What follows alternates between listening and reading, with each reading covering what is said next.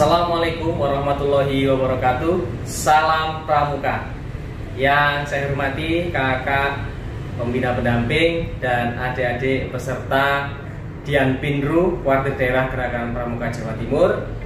Alhamdulillah, segala puji bagi Allah Tuhan semesta alam yang telah memberikan rahmat dan kenikmatan kepada kita, sehingga pada hari ini kita bisa belajar bersama walaupun melalui media online, tetapi kita tetap harus semangat.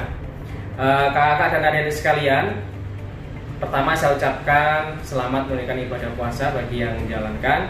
Dan pada situasi pandemi COVID-19 ini, saya berharap kita selalu menjaga kesehatan. Kita mengikuti anjuran pemerintah, apalagi di daerah-daerah yang sedang berlaku pembatasan kegiatan kita. Maka kegiatan kali ini kita juga lakukan dengan cara online.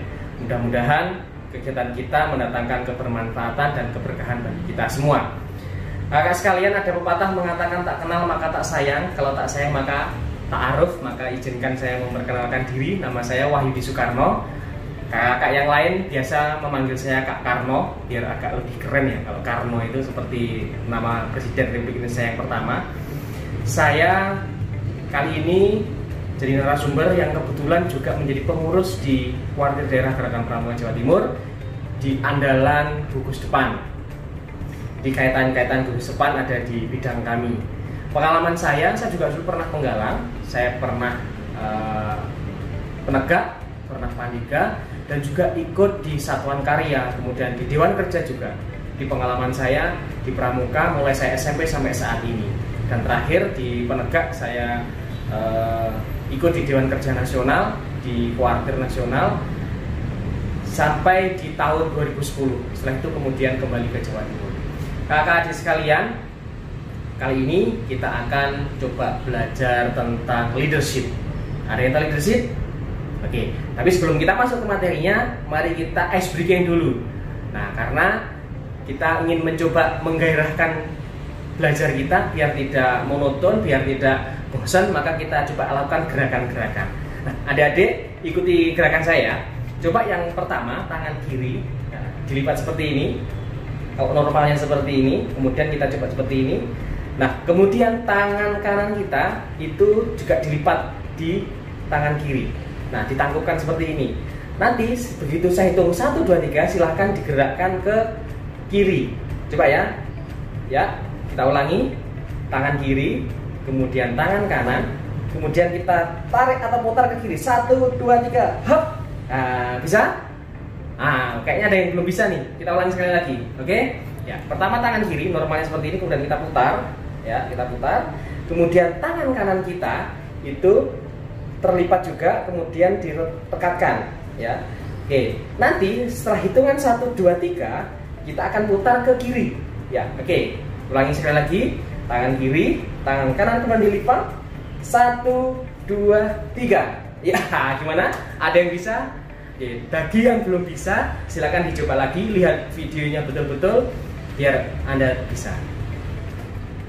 Kakak adik-adik yang berbahagia, kita coba masuk ke materinya, yaitu tentang leadership. Ada yang tahu leadership itu apa? Ya, dari kata leader, pemimpin. Nah, leadership itu adalah ilmu tentang kepemimpinan.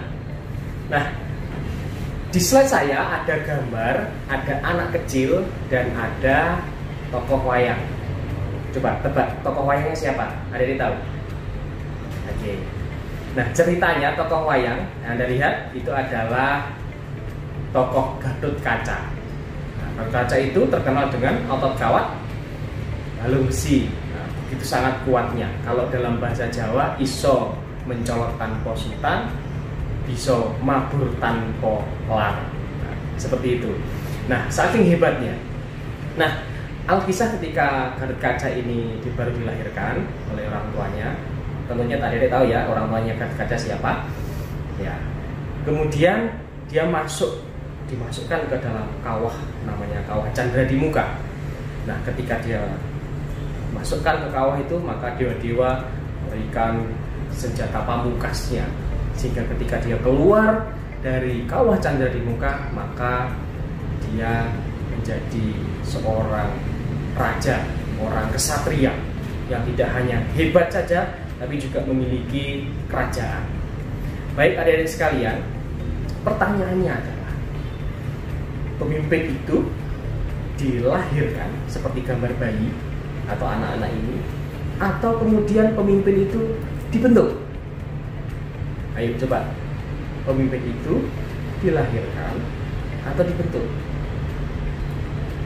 Oke, pemimpin itu dibentuk, walaupun ada di dunia ini yang orang menjadi pemimpin itu ketika dilahirkan sudah pasti dia nanti akan menjadi seorang pemimpin, akan menjadi seorang raja misalkan. Mungkin di Inggris atau di negara-negara lain mungkin juga ada yang dia dilahirkan otomatis nanti akan menjadi pemimpin di organisasinya. Baik, kita sudah sepakati bahwa pemimpin itu dibentuk. Maka bagaimana sih cara membentuknya? Nanti kita akan coba diskusi bersama tentang ini. Ada pernyataan, adik-adik sekalian, saya bukan pemimpin, maka saya tidak mau memimpin. Pernyataan pertama saya ulangi, saya bukan pemimpin, maka saya tidak mau memimpin. Bagaimana dengan pernyataan ini? Benar atau tidak? Oke, silahkan simpan dulu jawabannya. Kemudian pernyataan yang kedua, yaitu saya seorang pemimpin, maka sayalah yang paling benar. Saya ulangi, saya adalah seorang pemimpin, maka sayalah yang paling benar. Oke, bagaimana dengan pernyataan yang kedua? Antara pernyataan yang pertama dan pernyataan yang kedua, semuanya bagaimana? Anda sepakat atau tidak? Oke, kita tidak sepakat dengan hal itu, karena setiap orang itu adalah pemimpin, dan pemimpin itu belum tentu selalu benar. Maka kita harus menjadi pemimpin yang baik dan benar. Bagaimana caranya? Nah, kita akan pelajari beberapa hal dasar tentang kepemimpinan. Kalau saya sebut di materi kakak ketika pelatihan, yaitu fundamental leadership. Ada beberapa hal yang sangat mendasar, yang sangat fundamental harus dipahami oleh seorang pemimpin. Oke, kita lanjutkan. Ketika kita bicara tentang kepemimpinan, maka ada satu kata kunci yang harus kita pahami. Ini yang sangat mendasar, kata kunci kepemimpinan. Kira-kira apa? Oke, ada yang bilang pimpin. Itu bukan kata kunci, tapi itu kata dasar dari kata kepemimpinan. Kata dasarnya adalah pimpin. Coba cari kata lain, kata kunci dari kepemimpinan. Nah, adik, kelihatannya yang benar menjawab betul bahwa kepemimpinan itu kata kuncinya adalah pengaruh. Jadi siapapun orangnya yang mampu mempengaruhi orang lain untuk bergerak bersama-sama untuk mencapai satu tujuan tertentu, dialah seorang pemimpin. Coba kita perhatikan, kita bisa memimpin, memberikan pengaruh kepada orang lain, artinya kita punya tim untuk bergerak secara bersama-sama. Kita punya tujuan, ya, kita punya arahnya, bukan yang tidak punya tujuan. Dan untuk mencapai tujuan itu, bukan yang tidak terarah. Kita bisa kerjasama, tapi bisa jadi tidak terarah. Tapi pemimpin adalah orang yang mampu mempengaruhi orang lain untuk bergerak bersama-sama mencapai tujuan tertentu. Nah, itu adalah pemimpin. Baik, pemahaman dasar tentang kepemimpinan kita sudah tahu bahwa kata kuncinya adalah pengaruh. Kita bisa mempengaruhi orang lain. Nah, kemudian apa pentingnya belajar kepemimpinan? Kalau mungkin adik-adik di sekolah, di LDKS mungkin juga ada materi tentang kepemimpinan. Bahkan nanti kalau Anda SMA, ada lagi juga LDKS tentang kepemimpinan. Anda ketika kuliah, ada LKMM. Ketika Anda nanti menjadi pejabat negara misalkan, Anda juga diajarin tentang kepemimpinan. Kenapa sih setiap jenjang kita harus belajar kepemimpinan? Kita harus belajar mempengaruhi orang lain. Ayo, kenapa? Jawabannya adalah agar kita dari bad person atau bad people, dari orang yang kurang baik dalam hal memimpin menjadi orang yang baik. Kita belajar lagi akan menjadi lebih baik lagi. Makanya di setiap jenjang harus belajar tentang kepemimpinan dengan standarnya masing-masing, dengan menunya masing-masing. Tentunya akan berbeda menunya, bagaimana mengelola dan seterusnya. Karena kita sadar bahwa kita adalah agent of change, karena kita selalu berubah ke hal yang lebih baik lagi. Nah, itulah ciri-cirinya pemimpin. Kenapa kita belajar mempengaruhi orang lain? Karena kita ingin menjadi orang yang selalu bertumbuh dalam memimpin organisasi. Kita lanjutkan adik-adik. Nah, kalau kita bicara tentang leadership, ada sebuah ungkapan mengatakan kita ini bisa sukses dengan mengandalkan potensi kita sendiri. Saya ulangi, sebenarnya kita bisa meraih sukses dengan mengandalkan potensi kita sendiri. Tetapi kita akan jauh lebih sukses ketika kita menggabungkan antara potensi kita dengan potensi teman-teman kita. Diregu Anda sendiri, misalkan Pinru lah, Anda bisa sukses sendiri, tetapi Anda akan jauh lebih sukses ketika adik-adik menggabungkan potensi yang ada di dalam regu Anda. Nah, maka kenapa di Gerakan Pramuka ada satu metode, yaitu metode sistem atau sistem beregu. Karena pasti ada leader, dan disinilah pelajaran leadership diajarkan, mulai Anda siaga, penggalang, dan seterusnya. Sejak kecil kita diajari tentang leadership, tetapi mungkin kita belum tahu teorinya.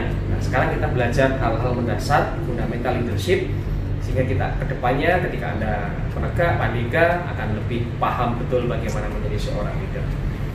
Baik, kuncinya adalah kita akan jauh lebih sukses ketika kita bisa menggabungkan potensi kita dan potensi orang lain.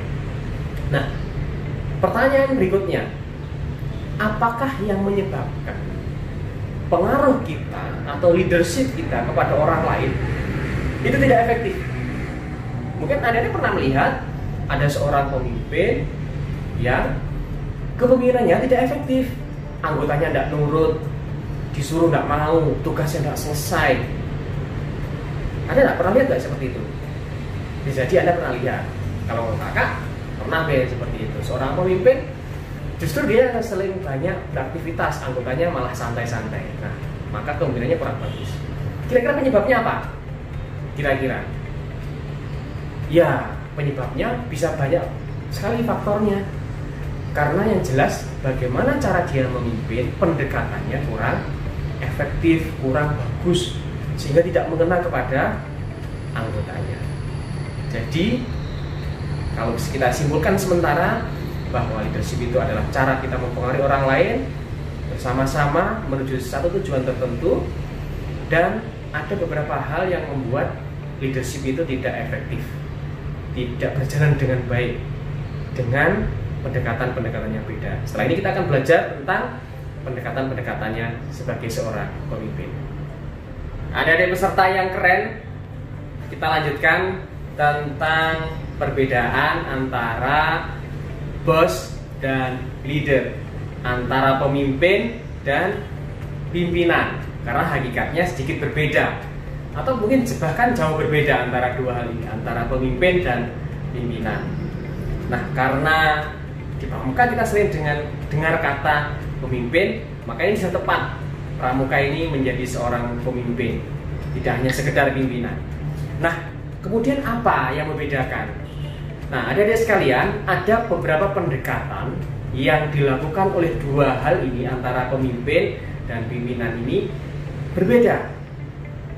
Saya sebut kalau seorang bos, seorang pimpinan itu lebih cenderung menggunakan pendekatan hal-hal eksternal dari dirinya, hal-hal yang ada di luar dari dirinya. Sedangkan pemimpin itu menggunakan pendekatan dengan yang ada di dalam dirinya sendiri, dari sumber yang bersumber dari dirinya sendiri. Oke, kita perhatikan.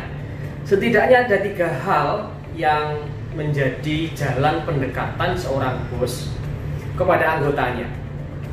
Coba perhatikan. Yang pertama, bos, pimpinan itu seringkali menggunakan pendekatan dengan jabatan. Oke, yang pertama, jabatan.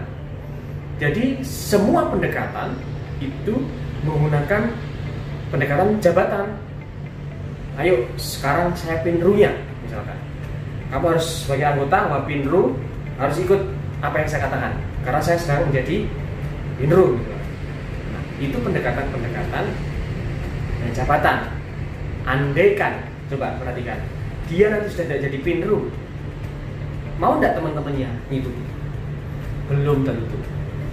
Karena bisa jadi saya sekarang pinrunya, bukan kamu lagi, maka beda lagi. Padahal prinsip leadership tadi apa? Orang yang mampu mempengaruhi orang lain untuk bergerak bersama-sama mencapai tujuan tertentu. Kalau sudah dia tidak bisa mempengaruhi orang lain, maka bukan pemimpin namanya. Oke, kemudian pendekatan yang kedua adalah dengan imbalan. Jadi dia mempengaruhi anggotanya itu dengan imbalan. Friend, ini kerjakan dong, nanti tak kasih hadiah ini.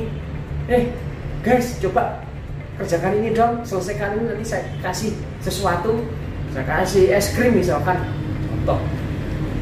Nah, setiap apa yang harus dilakukan itu ada imbalan bagi anggotanya. Tapi ketika suatu saat dia tidak memiliki imbalan yang harus diberikan, kira-kira teman-temannya mau nggak? Jawabannya belum tentu. Oleh karena itu, ini pendekatan yang kedua seorang bos. Yang ketiga, pendekatannya adalah dengan paksaan. Jadi diancam. Awas kamu kalau nggak ikuti apa yang saya katakan, yang saya suruhkan, yang saya perintahkan, nanti kamu diancam. Itu semua berasal dari luar dirinya, eksternal.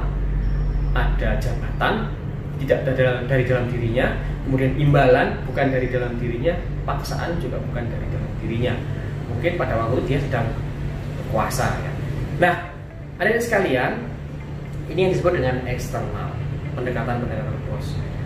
Coba kita lihat lagi, ketika kita menggunakan pendekatan yang pertama jabatan, kira-kira akan membentuk anggota yang seperti apa? Nah, anggota kalian nanti akan menjadi anggota yang carmuk. Nah, kalau orang dewasa di atas Anda kenal dengan namanya ABS, asal babi senang. Kalau carmuk itu cari muka. Wah, pokoknya kita kelihatan sama pemimpin kita atau bos kita sudah oke lah. Yang penting kita sudah tampil dan segala macam. Nah, ini yang akan membentuk anggota kita. Nah, kalau pendekatan kedua yang kita lakukan dengan imbalan, maka akan membentuk tim kita, anggota kita menjadi anggota yang oportunis. Nah, mana dulu? Kalau tidak ini, tidak mau. Nah, itu yang ketiga dengan paksaan. Maka akan membangun tim kita menjadi tim penakut. Karena dikit-dikit dipaksa, diancam, dikit-dikit diancam, dipaksa. Maka idenya tidak akan keluar.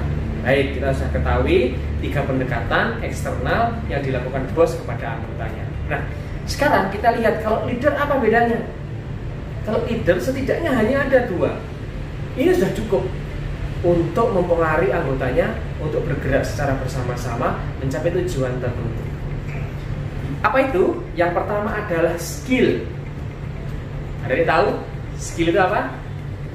Nah, skill itu ada 2. Ada skill kanan dan skill kiri ya, bukan. Itu kalau kita sebutnya skill ya.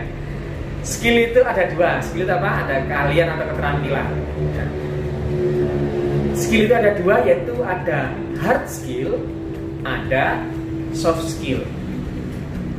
Ya, ada hard skill dan soft skill. Hard skill apa? Contohnya. Ada yang tahu? Oke, paling gampang, kakak punya kata-kata yang memudahkan kita untuk belajar tentang skill. Skill ada 2, ada hard skill dan soft skill. Hard skill itu adalah keahlian, keterampilan yang masih membutuhkan alat bantu. Contohnya apa? Contohnya ngetik, harus ada mesin ketiknya. Contoh menjahit, harus ada mesin jahitnya. Bisa nggak menjahit tanpa mesin jahit? Itu nggak bisa. Nah, itu disebut hard skill. Anda bikin video tanpa kameranya bisa nggak? Nah, itu adalah hard skill. Kemudian soft skill adalah keahlian atau keterampilan yang tidak perlu alat bantu. Apa coba contohnya? Oke, ada leadership seperti yang kita bahas kali ini. Kemudian teamwork, kerja sama, kerja tim. Kemudian apa lagi?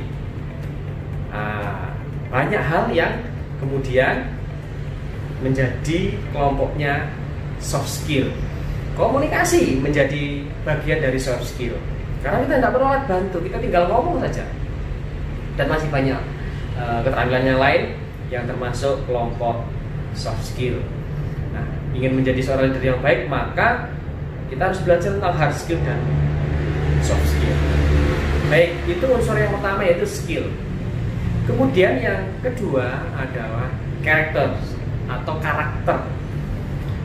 Jadi kedua hal ini adalah pendekatan seorang leader untuk mempengaruhi anggotanya. Ada keahlian yang dia miliki, dia memang benar-benar ahli di bidangnya, di posisinya, di leadernya. Kemudian dia punya karakter. Nah, kira-kira nanti apa saja yang menjadi keahlian, keterampilan, atau kemudian karakter yang harus dimiliki oleh seorang leader. Adik-adik yang selalu disiplin, baik, kita lanjutkan pembahasan kita tentang leadership. Adik-adik, kakak punya sebuah film yang ini menunjukkan tentang skill dan karakter seorang pemimpin. Silakan adik-adik nanti lihat, kemudian Anda simpulkan kira-kira skill seorang leader apa, kemudian karakter seorang leader itu apa yang harus dimiliki. Kakak sangat terinspirasi dari video ini untuk menjadi seorang leader. Oleh karena itu, ini saya share kepada adik-adik, mudah-mudahan juga bisa menginspirasi adik-adik dan menemukan, mempelajari lebih dalam lagi tentang leadership, menemukan dua hal yaitu skill dan karakter. Baik, silahkan disimak video berikut ini. Adik-adikku yang selalu visioner, bagaimana videonya? Sudah dilihat ya? Nah, cukup keren sekali. Baik, coba kita ungkap, kita bahas video tadi. Nanti ada tokoh yang namanya William Wallace. Dari negara mana? Ya, dari negara Scotland. Dia mau perang dengan kerajaan Inggris. Yang dari segi pasukan, saya rasa Scotland jauh kalah ya dengan Inggris.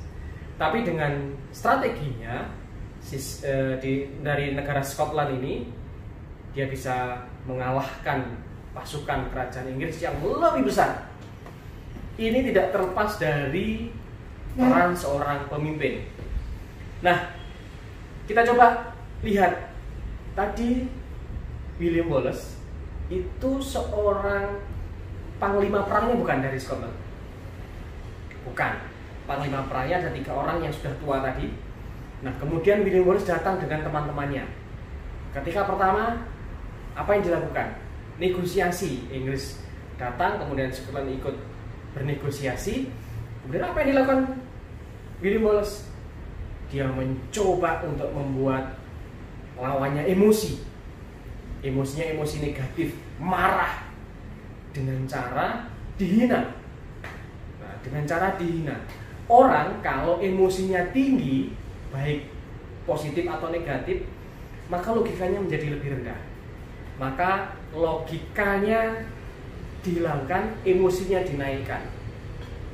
Kemudian setelah dihina, maka mau tidak mau pasti ini harus perang.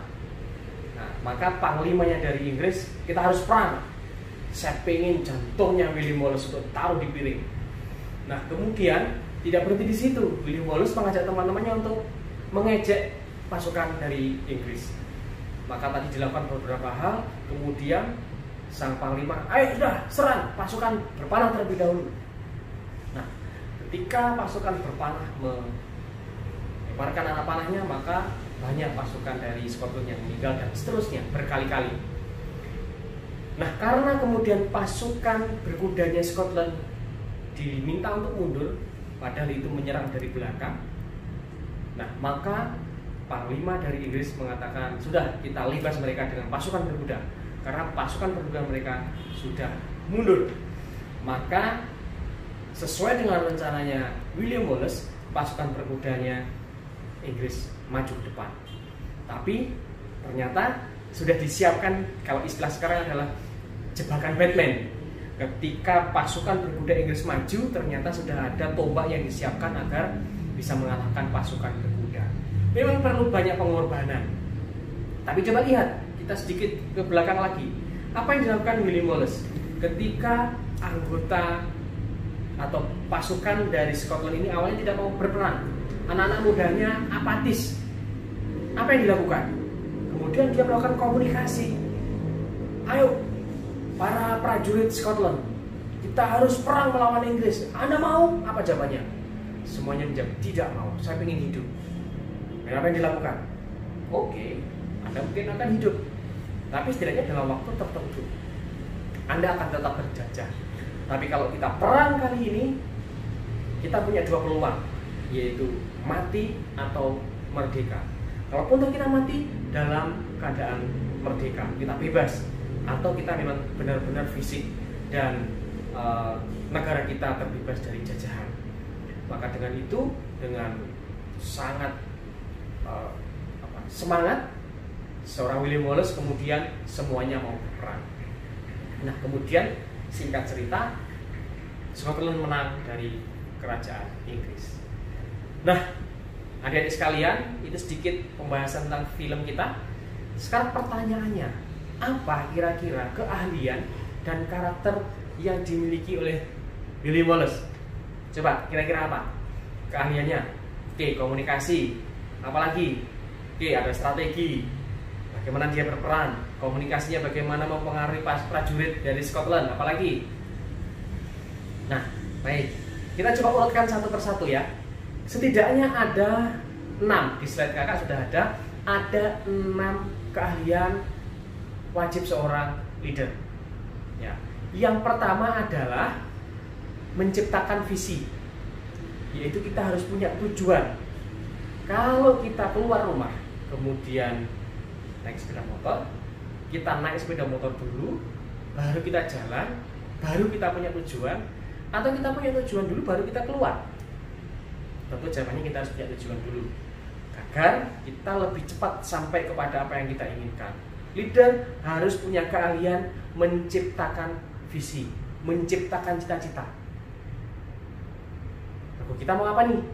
Maka seorang leader harus mendahului memikirkan ini, punya visi ke depan. Yang kedua, adik-adik, keahlian wajib seorang leader adalah strategi atau manajemen. Ditunjukkan oleh William Wallace tadi, dia memiliki strategi dalam berperang. Ketika Anda di dalam regu, harus punya strategi dalam regu Anda, mengelola regu. Bagaimana teman-teman Anda bisa lebih keren. Dan banyak di latihan-latihan adik-adik sekalian mengajarkan tentang ini.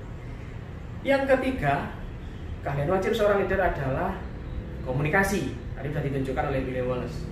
Kalau Presiden Soekarno dulu, Bung Karno, saudara-saudara sekalian pasti menggunakan komunikasi, bahasa tubuh, bahasa verbal yang menggelora, sehingga siapapun yang mendengarkan pasti bersemangat. Adik-adik, dalam ilmu komunikasi itu ada, kita kenal, ada bahasa verbal dan ada bahasa verbal.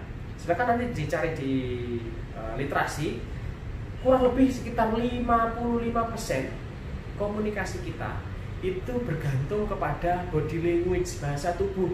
Maka dari tadi kakak juga menggunakan bahasa tubuh, karena yang kita dengarkan atau ada yang didengarkan itu adalah lebih banyak adalah bahasa tubuh. Kata-kata, pilihan kata-kata, suara kakak ini tidak terlalu Anda perhatikan, tapi bahasa tubuh yang Anda dengarkan. Nah, ketika kakak bilang dengarkan, menunjuknya telinga, agar adik-adik konsentrasi ya, mendengarkan. Oh, berarti saya disuruh mendengarkan, kayak gitu. Nah, adik-adik sekalian, itu jadi bahasa tubuh menjadi penting. Kemudian yang kedua adalah pilihan kata-kata, kemudian intonasi dan yang lainnya. Kurang lebih 55% ketika kita komunikasi adalah bahasa tubuh. Oke, komunikasi. Yang keempat adalah motivasi. Menjadi seorang pemimpin harus memiliki motivasi yang kuat. Sebelum anggota Anda termotivasi, Anda sendiri harus termotivasi. Bagaimana dicontohkan oleh William Wallace, bahwa untuk menyemangati anggotanya dia perlu motivasi. Apa? Kemerdekaan, freedom. Oke. Berikutnya, yaitu yang kelima adalah membangun hubungan. Bagaimana Anda dengan anggota memiliki hubungan yang baik. Karena Anda tidak sendiri. Kuncinya leader itu adalah pengaruh. Ada yang mempengaruhi, ada yang dipengaruhi. Oke. Yang terakhir adalah kerja tim atau kerja sama tim. Tadi ada membangun hubungan, bagaimana hubungan menjadi baik. Kemudian sekarang adalah kerjasama. Teamwork harus dibangun. Membangun tim harus diperkuat. Bagaimana caranya? Nanti kita bisa bahas lebih lanjut di sesi berikutnya. Nah, intinya ada 6 keahlian seorang leader yang harus dimiliki. Yang pertama apa tadi? Oke, menciptakan visi. Yang kedua, strategi. Yang ketiga, komunikasi. Yang keempat, motivasi. Yang kelima, ya membangun hubungan. Yang terakhir, yang keenam adalah kerja tim. Adik-adikku yang selalu memiliki integritas yang tinggi, selanjutnya kita akan bahas tentang karakter wajib seorang pemimpin. Kalau tadi sudah kita bahas ada 6 karakter wajib, skill wajib atau keahlian wajib seorang pemimpin, maka berikutnya kita bahas yang terakhir, yaitu karakter wajib seorang pemimpin. Ada kurang lebih 8 karakter wajib seorang pemimpin. Yang pertama adalah tanggung jawab. Apa itu tanggung jawab? Tanggung jawab adalah melaksanakan tugas dengan baik. Apa yang dibebankan kepada kita, apa yang diamanahkan kepada kita. Ada orang bijak mengatakan, jangan bertanya apa peran kita, tapi sampaikanlah bagaimana kita berperan. Jangan bertanya peran saya apa, tapi coba tunjukkan bagaimana kita berperan pada peran kita saat ini. Lakukan yang terbaik. Karena kakak juga punya moto yang cukup bagus dan memotivasi kakak, yaitu do your best, God will do the rest. Lakukan yang terbaik, biar Tuhan yang menyelesaikan sisanya. Karena ranah hasil adalah ranah Tuhan, karena kita adalah selalu berusaha. Yang kedua yaitu adalah visioner.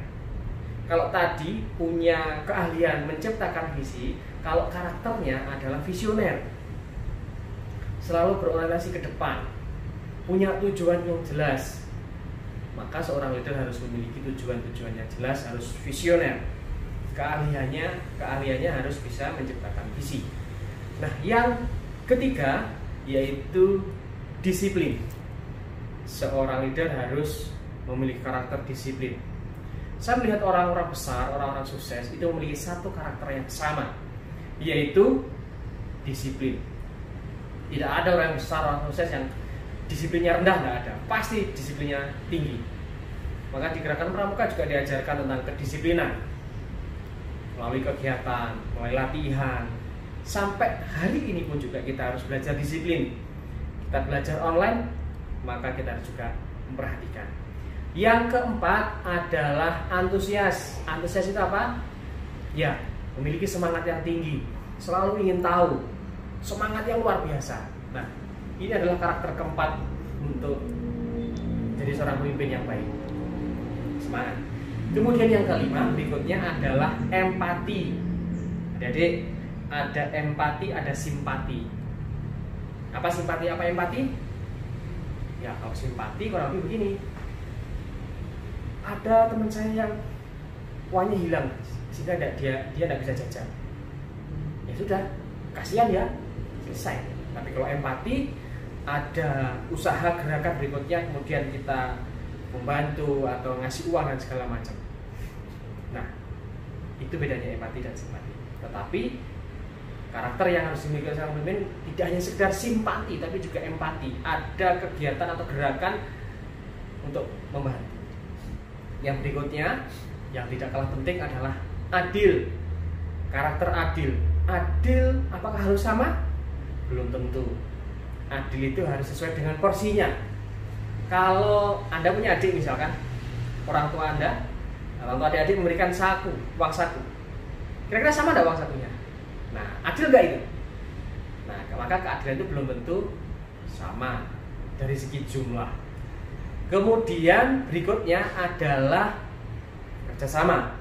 Kalau tadi keahliannya kerja tim, kalau karakternya adalah memiliki karakter kerjasama. Kita tidak kerja sendiri, kita tidak berkegiatan sendiri.